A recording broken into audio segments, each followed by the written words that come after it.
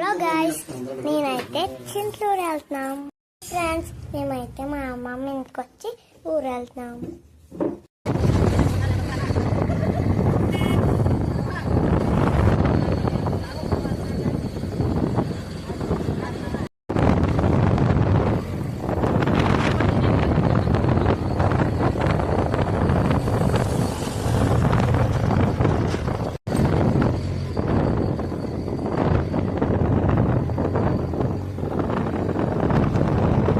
మేమైతే చింతలూరు నూకాంబిక టెంపుల్కి అయితే వెళ్ళాం. ఆ టెంపుల్కి వెళ్ళే ముందు అమ్మవారి ఆలయం ముందు అయితే ఇలా కాగడాలు వెలిగించి చిన్నపిల్లలకి అయితే దిష్టి తీస్తారు. ఈ కాగడాలు వెలిగించడం వల్ల పిల్లలకు బాగా అరిష్టాలు దోషాలు అవి పోతాయని నమ్మకం.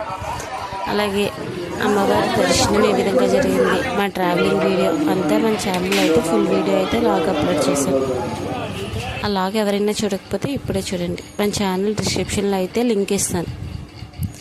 మేము ఇంక దర్శనం చేసుకుని పూజ చేసుకుని వచ్చింది. మరుసటి రోజు అయితే మా అమ్మ నైవేద్యం అయితే పెట్టింది నూకాలమ్మకి.